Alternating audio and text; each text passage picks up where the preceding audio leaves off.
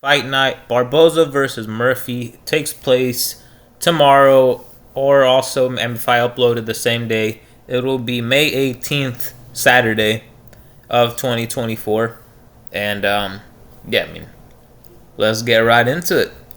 We'll start off with the main. I'm not gonna talk about the main card, but let's start off with the main event. Edson Barboza versus Lerone Murphy.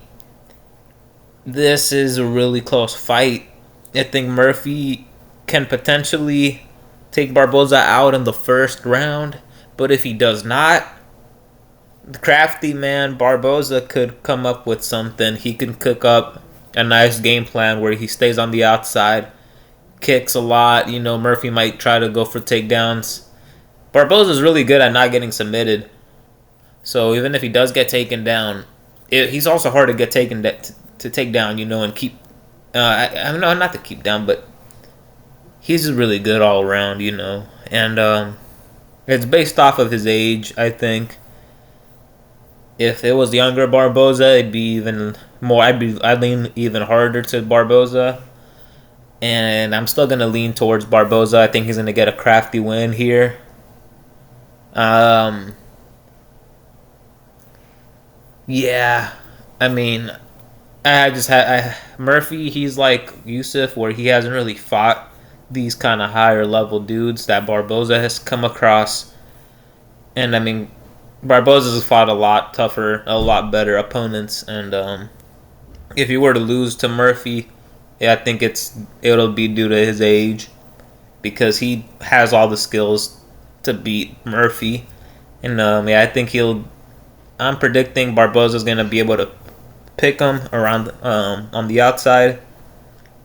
You never know. He could hurt him with leg kicks. He could spin, heel kick him to the face, knee him while Murphy tries to come in for a takedown. There's a lot of possibilities for Barboza. I'm telling you. It's just if he does gas out a little bit, and it's up to his age. I think if he's still looking good like he did in his last performance, I think he'll even be able to recover the same way he did, where even if he does get cracked hard, he falls, he'll manage to not get TKO'd, survive, and ultimately come across with a majority decision win.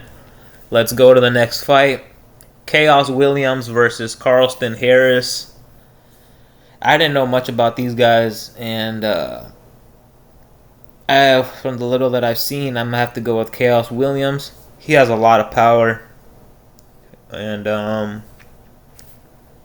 their technique, I'd have to say Chaos maybe is a little bit better. I didn't really like either of their styles, but no, I do like Williams. I like the way he throws. He throws hard. And yeah, Harris, I saw the Shafkat fight, and I mean, he got hit with the spinning heel kick that dropped him. That didn't look like it was that hard of a spinning heel kick, if I'm being honest. And I think Chaos Williams will be able to generate similar power to that weak heel kick. And I mean, unless Harrison can take down Williams and submit him, I don't see that happening. I think Williams is going to be able to get a second round TKO, is what I'm going to predict. Hurting him in the stand up, dropping Harris for a TKO, Harris in the first round might get hurt, try to go for a takedown, might end up getting it, you never know.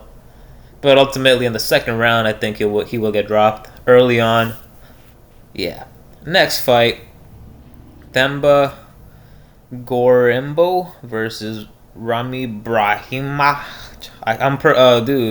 I'm not saying these guys' names again. From what I've seen, I've only seen like one fight of these guys each. I was not really impressed by either of them. Gorimbo, I'm just going to go with because he was a champion at a different organization. And, yeah, I mean, I don't really have much to say. The Ramiz guy, he seems like a wrestling guy.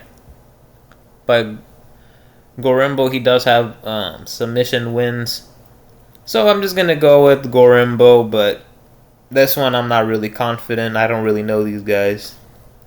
So this one's my pick that I wouldn't trust myself. But I will go Gorimbo. let's just say first round submission. I'll say a guillotine in the first round while Ramiz tries to go down on his crotch. He sniffs until he can't sniff no more. No more crotches, He'll wake up. That'll be that. Let's go to the next fight.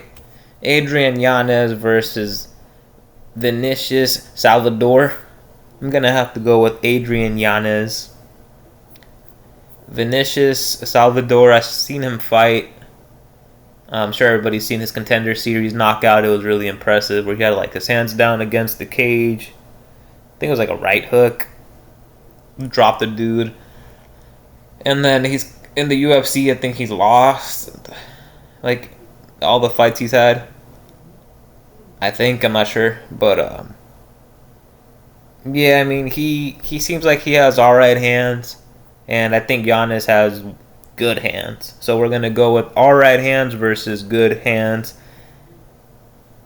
And yeah, I think Giannis is gonna be able to put the hands on Salvador, be a little too fast. He'll definitely pressure. He likes to get in there right away, or at least I hope he still does after that Rob Font fight. I don't know. Was that his previous fight? His last fight? No, it was against Martinez, right? With the leg kicks. Damn, Giannis has been going through it. But those guys are better fighters than Salvador, and way better.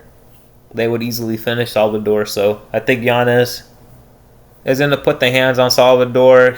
Will he be tough enough? He might not be tough enough. I think he'll go down. In the third round, he might have good moments against Yanez, but I see him backing up for most of the fight. And if he doesn't just catch Yanez with some sort of hook, because Yanez is a little chinny, so that is a possibility. But I don't think, even if he does land it, I think Yanez will fall and get right back up and continue to swing and be able to land his own before being finished. Or anything like that, Yanez, third round TKO.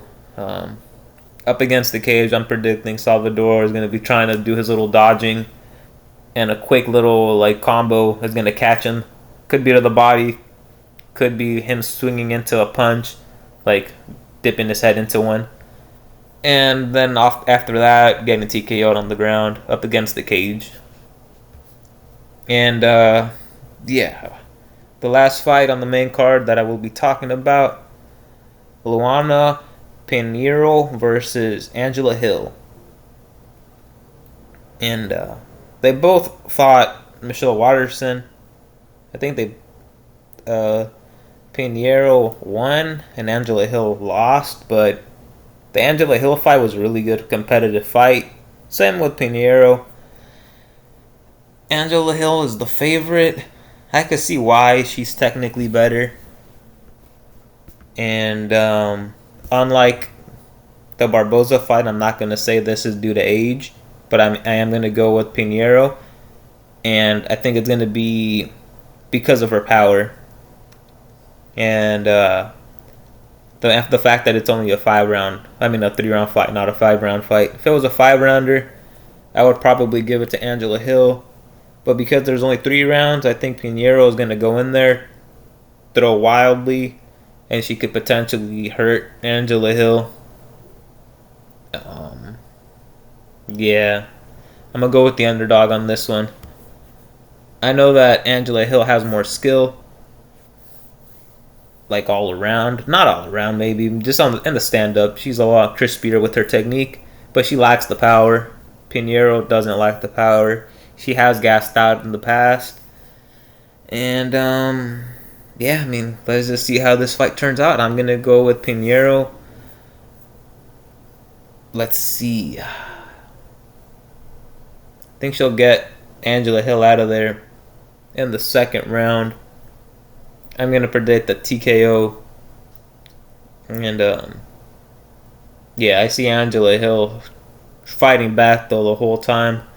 And just getting caught by a hook. I could see them trading hooks, and Pinheiro, because of her power, hurting Angela Hill, dropping her, TKOing after that. Not a terrible stoppage, but enough for the ref to step in. Let me know what you guys think. These are my predictions. And comment. Because why not? I want to know.